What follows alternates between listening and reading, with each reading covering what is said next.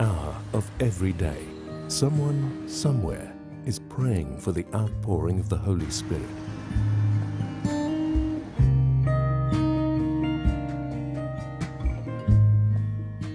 "777", praying at 7 a.m.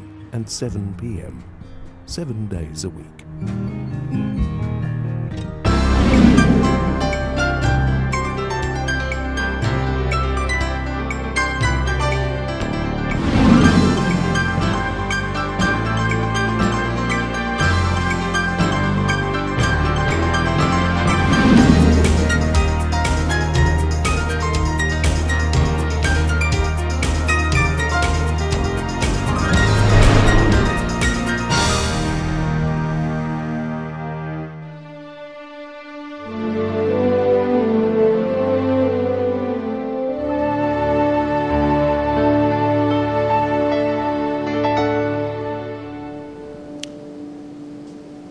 Napakaraming mga tao ngayon ang sawa na sa buhay na ito.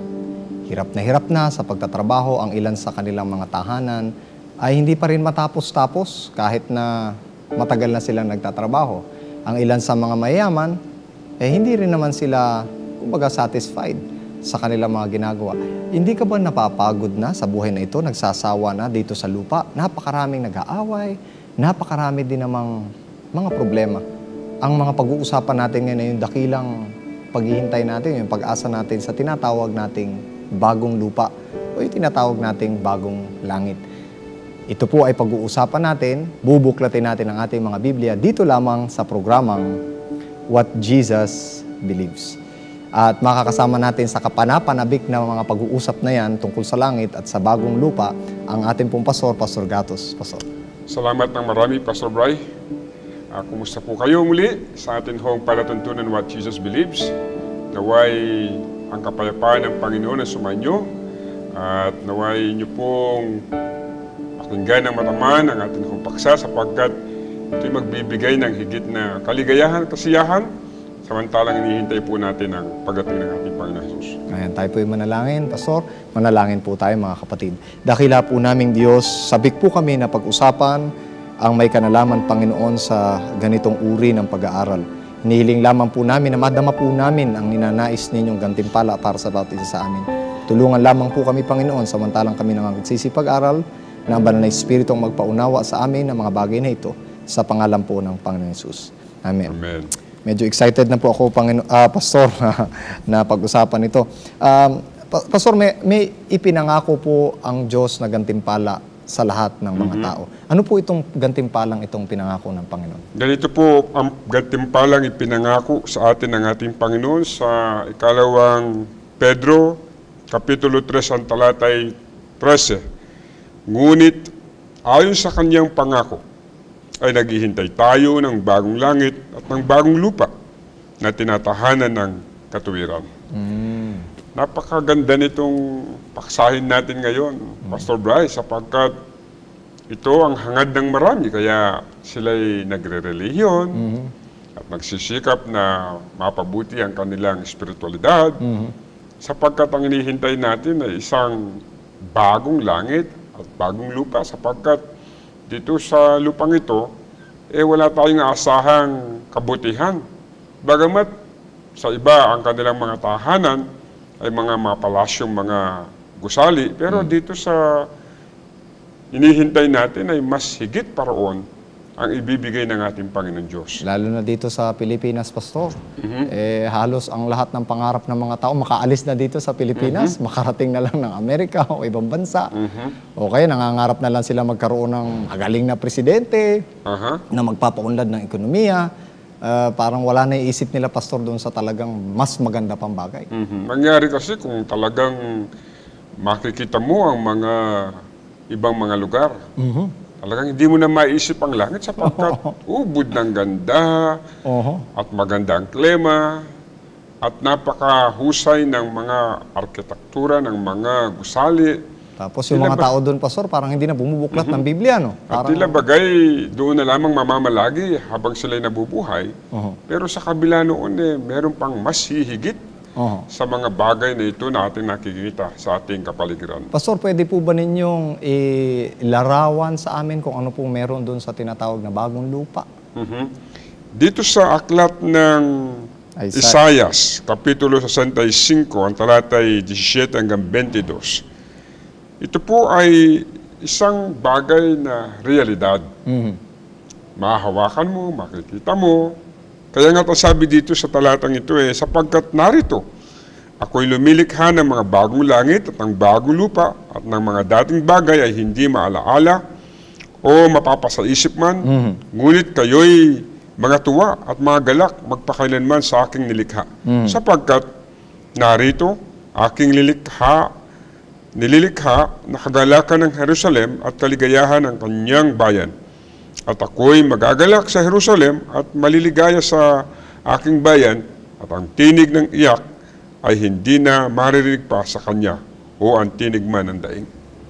Dito sa lupang ito maraming mga bagay na ayaw natin.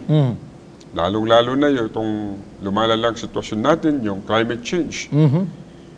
At ganoon din naman sa mga kapaligiran natin.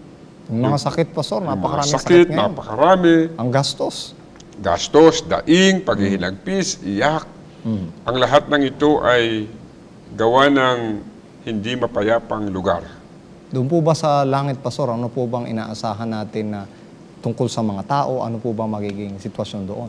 Dito sa ikalawang bagay na kung ano ang ating pwedeng makita sa kaharian na bagong langit at bagong lupa na inihanda ng Diyos para sa atin, yung palalakasin ng Diyos ang mga mahihinang kamay, patatatagin ang mga mahihinang tuhod, at matatakuting puso ay magiging matapang at ang wika ay madidilat ang mga mata ng bulag, maging ang pakinig ng bingi ay mabubuksan, lulukso ang pilay, maganda to at ang wika, maging ang wikay at ang pinagtutubos ng Panginoon ay magbabalik. Ito po ay ayon sa aklat ni Isaias.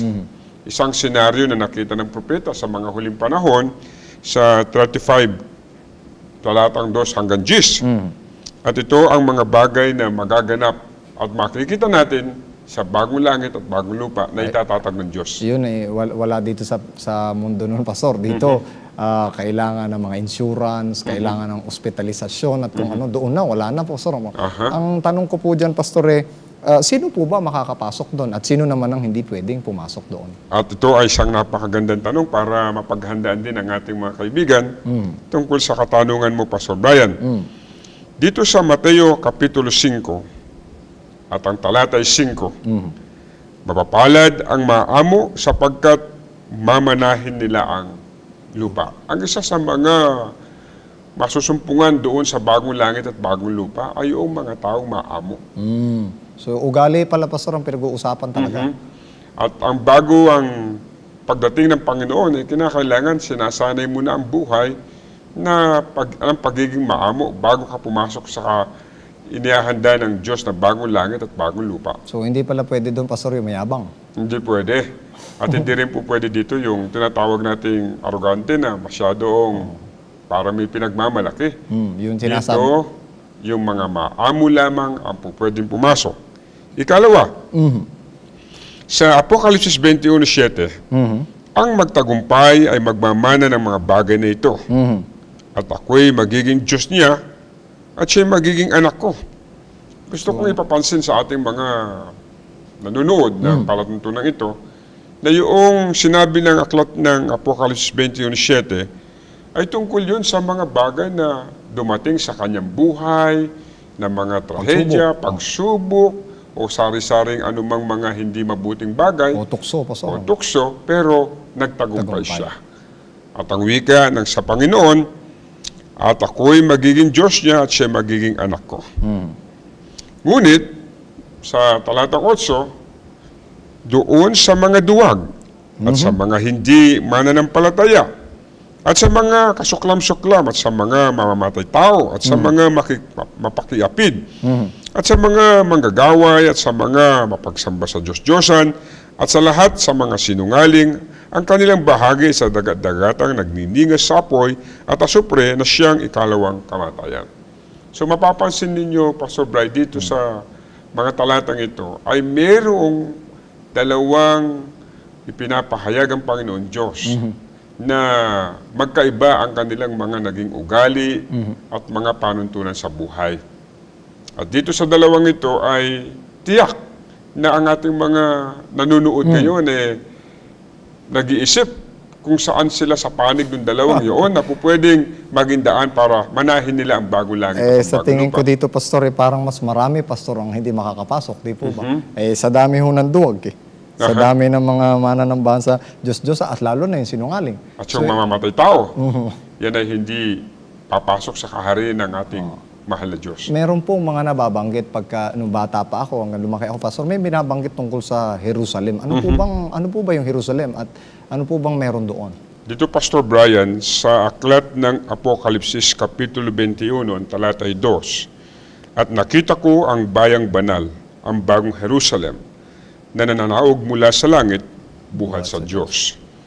Isa sa mga masusumpungan natin doon sa bagong Jerusalem ay ang kapayapaan. At ito ang nag-uugnay sa trono ng luklukan ng ating mahal na Diyos. Kaya tinaguriang ito na lugar ng kapayapaan. Jerusalem. Ang Jerusalem. Sapagkat ito ang isa sa mga dako na pinakaasam-asam ng mga banal. Ang bagong Jerusalem. At sa talatang 10, ganun din Kapitulo 21 ng Apokalipsis, at dinala niya akong nasa espiritu sa isang malaki at matataas na bundok at ipinakita sa akin ang bayang banal na Jerusalem na nananaog mula sa langit buhat sa Diyos. So itong pangyayaring ito ay ipinakita na ng Diyos mula pa noong mga panahon na nung si Juan ay nakatanggap ng mga pangitain sa ating mahal na Diyos. Pastor, ano po bang paglalarawan meron doon sa loob ng Jerusalem na yan? At dito ang wika yung una, yung physical description na sinasabi ng banal na kasulatan, sa talatang 11 ang wika na may kaluwalhatian ng Diyos. Ang kanyang ilaw ay katulad ng isang totoong mahalagang bato, na gaya ng batong haspe, na malinaw na gaya ng salamin. Sa 22. At hindi ako nakakita ng templo doon sapagkat ang Panginoon Diyos ang makapangyarihan sa lahat at ang kordero ang siyang templo doon. At ang sabi sa 23, at ang bayan ay hindi nangangailangan ng araw. O ang buwan man o nang lumiwanag sa kanya sapagkat nililiwanagan ng kaluwalhatian ng Diyos, ang ilaw doon ay ang kordero. Sa makatuwid, maluwalhati ang makikita ninyo doon sa lugar ng Jerusalem. So nagliliwanag yung Pastor at ang Diyos na mismo yung ilaw, siya na rin yung templo. At yun ang pinapakita pagdating sa physical structure ng bagong Jerusalem. So physically, Pastor, ano pa pong makikita natin doon? At meron din sinasabi ang Biblia sa 21:18. At ang malaking bahagi ng kuta niya ay haspe at ang bayan ay dalisay na ginto na katulad ng malinis na bubog. At sa 19, ang mga pinagsasaligan ng kuta ng bayan ay may pamuting sari-saring mahalagang bato. At ang 12 pintuan ay 12 perlas at ang bawat pinto ay isang perlas at ang lansangan ng bayan ay dalisay na ginto na gaya ng nanganginag na bubog ang wika. At ipinakita niya sa akin ang isang ilog ng tubig ng buhay na maningning na gaya ng bubog na lumalabas sa luklukan ng Diyos at ang kordero. At sapagkat sa gitna ng lansangang iyaon at sa dako rito ng ilog at sa ibayo nito, naroon ang punong kahoy ng buhay na namumunga ng 12 iba't ibang bunga na namumunga sa bawat buwan at ang mga dahon ng punong kahoy ay pampagaling sa mga bansa. So sa mga katuwid, napakaganda na walang po pwedeng ihambing ng Dito, mga sa atin. dako dito sa ating sanlibutan.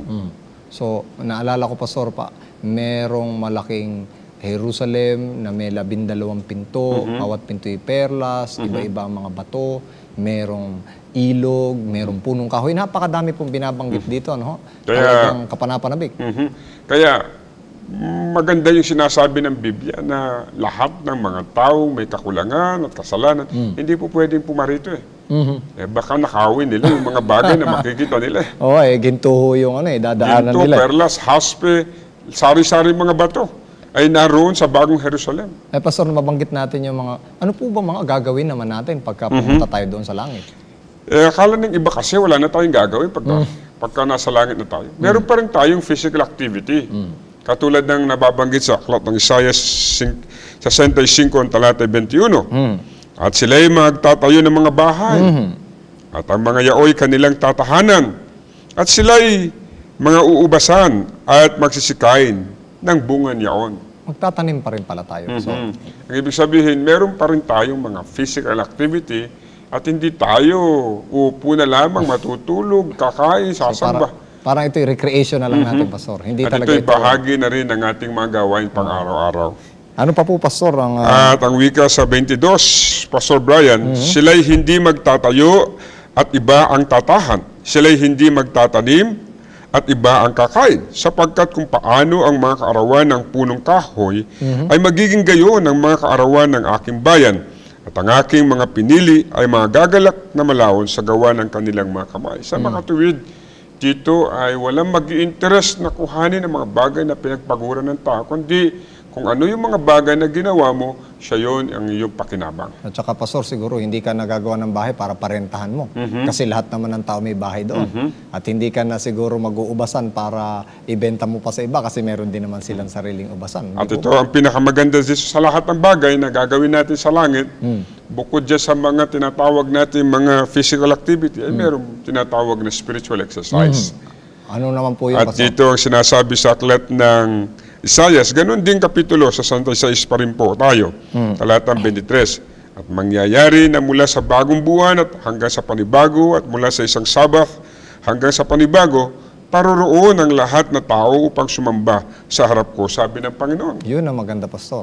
Dito hindi matatapos ang pagsamba, paglulhati sa ating manlalalang na maging sa bagong langit at bagong lupa ay tayo'y paparoon at lululhatin natin ang ating Panginoon Diyos. Pastor, ano naman po yung wala sa langit? Yung hindi natin makikita sa langit. Ang mga bagay na wala sa langit ay ang kasalanan. Hindi na muli itong papasok sa kaharian.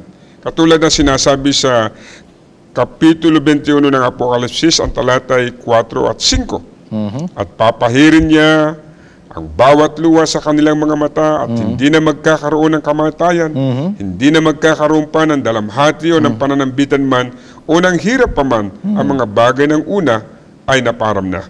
Ang kaharian ng sanlibutan ay naging sa ating Panginoon at sa kanyang Kristo at siya'y maghahari kailanman. Napakaganda. So, ang ibig sabihin, ang kamatayan ay bunga lamang ng kasalanan yan. So, ang kasalanan, pag inalis mo, wala ng kamatayan.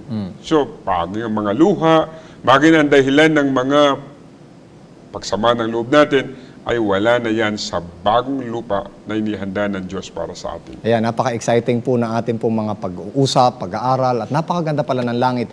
Tunghayan naman po natin ang ilan sa mga testimonya ng mga ninanais ng mga tao pagdating nila sa langit. Pakinggan po natin ito.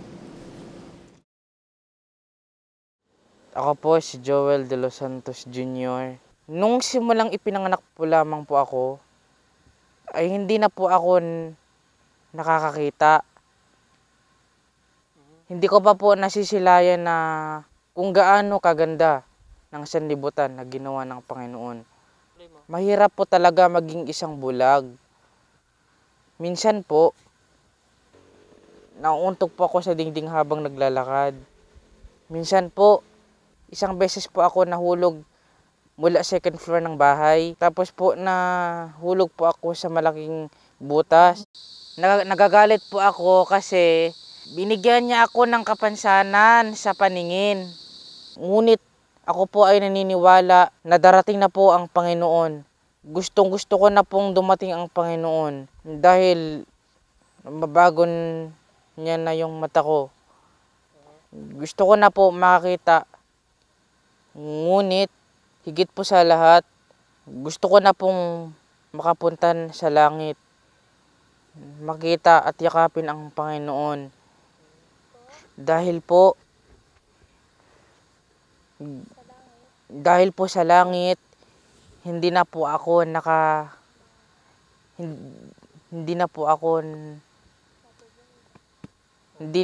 mauuntog sa dingding. Hindi na po ako mahulog sa malaking butas. Hindi na po ako malungkot. Wala na po akong lungkot. Hindi na po ako umiiyak. Hindi na po ako nagagalit. Hindi na po ako nagtatanim ng galit sa puso ko.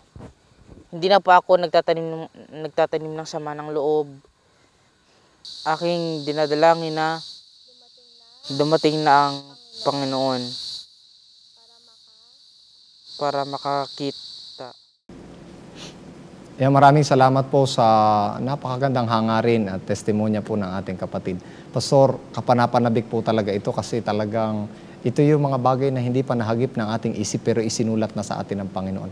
Ano po bang pag-asa ang maidudulot nitong ating pag-aaral tungkol sa mga bagay na darating, Pastor? Dito po sa aklat na Ikalawang Korinto, Kapitulo 4, ang talatay 16. Kaya nga, hindi kami nangihimagod. Bagamat ang aming pagkataong labas ay pahina, ngunit ang aming pagkataong loob ay nababago sa araw-araw. Sapagkat ang aming magaang kapighatian na sa isang sandali lamang ay siyang gumagawa sa amin ng lalo't lalong bigat ng kaluwalhatiang walang hanggan. Sa makatuwid, Pastor Bry, ito ang pinakaihintay na sandali ng mga taong pighati, bagbag ang damdamin, pagod na ang kanilang mga physical na kalagayan, pero yung pag-asa na inihintay na nasa loob ng kanilang mga puso Hindi humihina. ay hindi humihina at lalong lumalakas sapagkat ang kanilang inihintay na sandali ay for eternity, walang hanggan. Kaya nga dito lalong sumisigla ang mga taong merong paghihintay sa bagong langit at bagong lupa na inihahanda ng ating Panginoon sa atin. Kaya pala, Pastor, kapag ang tao ay walang hinahangad na langit, parang discouraged, talagang nangihina, parang wala nang halaga ang buhay, parang ayaw na rin nilang mabuhay, di po ba? At lalo na kapag dinaratnan sila ng mga trahedya at mga pagkakasakit ng katawang lupa, at ganun din doon sa mga araw-araw na lamang ay meron silang suliranin. Yun ang isa sa mga lalong higit na nagpapabigat ng kanilang kalooban. Pero pagka tayo ay merong lalong higit na pag-asang inihintay sa bagong langit, bagong lupa, lalong sumasagana yung kaligayahan na bagamat mahirap sa lupang ito, merong kapalit na biyaya at yun ay ang paghihintay. Pastor, nabanggit niyo yung paghihirap. Ano po ba yung huling paanyaya at pag-asang maibibigay ninyo sa ating po mga tagapakinig? Mga kaibigan, ipinaglilingkod po namin ngayon ang bagong lupa. Alam ko po na sawang-sawa na po tayo dito sa mundo ito sapagkat hindi na po bumubuti ang ating kalagayan. Sa init na lamang ng araw, na araw-araw po natin naranasan, at pagkatapos ng tag-init, puro bagyo naman ang dumarating, ako po'y naniniwala na gusto na po ninyong maiba ang ating mga sitwasyon. Kaya inaanyayahan po namin kayo muli na pag-aralan ng banal na kasulatan at pagsikapan po natin sa tulong ng banal na Espiritu na lalong maging maigting ang ating hong paghihintay sa bagong lupa at bagong langit na inihahanda ng ating mahal na Diyos. Atin hong lalong higit na pagyamanin sa ating mga puso ang pag-asang taglay natin ngayon na ibinigay ng ating Panginoon sa atin upang lalo po tayong maging maligaya samantalang inihintay natin ang pagkakataong iyon. Maraming salamat po, Pastor. At sa ating po mga tagapakinig, iiwan ko po kayo ng isang teksto napakaganda bilang pag-asa natin sapagkat napatutunayan ko, ito po ay nasa Roma 8:18, sapagkat napatutunayan ko na ang pagtitiis sa panahong ito'y hindi karapat-dapat maitumbas sa kaluwalhatiang mahahayag sa atin. Wala po lahat itong mga pagtitiis na ito kumpara po sa darating na langit na inilarawan sa atin ng Biblia at ni Pastor Gatos kanina. At sana mga kapatid ay patuloy na ang pag-asa natin mag-alab samantalang tayo naghihintay sa bagong langit at bagong lupa. Pakinggan po natin ang mga awiting magbibigay pa ng pag-asa sa atin.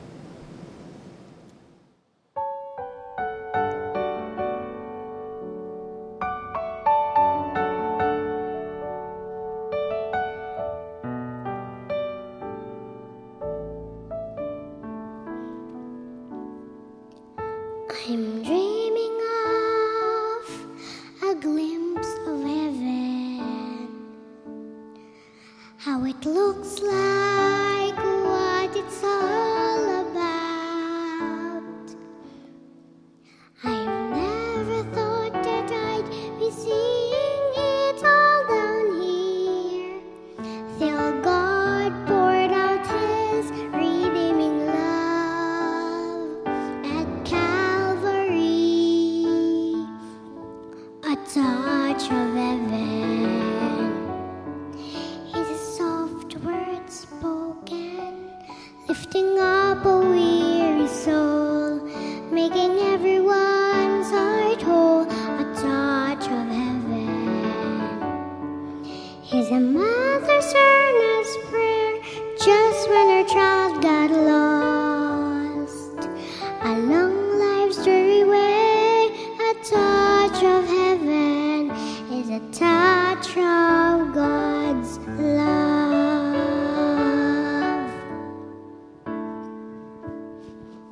I heard a call to all God's children, that it won't be long, He will take us home. But as we walk our way toward God's heavenly throne, may the lives we touch feel God's wondrous love and lead them home. A touch of heaven is a soft word spoken, lifting up a weary soul, making everyone's heart whole. A touch of heaven is a mother's earnest prayer just when a child got lost along life's dreary way. A touch of heaven is a touch of God's love. A touch that cradles an orphan. A touch that sings a lullaby. It is a touch that brings so much comfort. His touch that once broke the chains and set my spirit free. A touch of heaven is a soft word spoken, lifting up a weary soul, making everyone's heart whole. A touch of heaven is a mother's earnest prayer. A touch of heaven, a touch of heaven, a touch of heaven is a touch of God's love.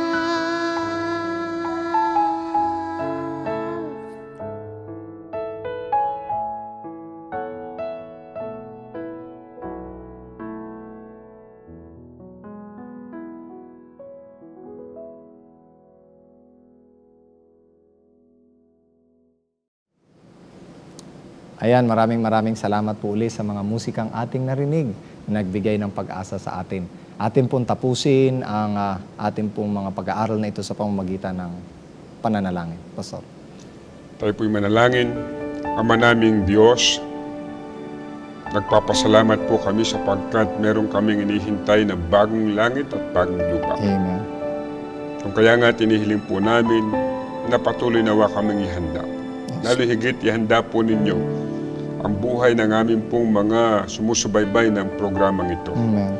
Na sila man din o Diyos ay magkaroon ng paghahanda sa kanilahong pagsalubong sa nalalapit na pagparito ng aming Panginoon Jesus para manahin nila ang inyong ipinangako para sa kanila. Amen.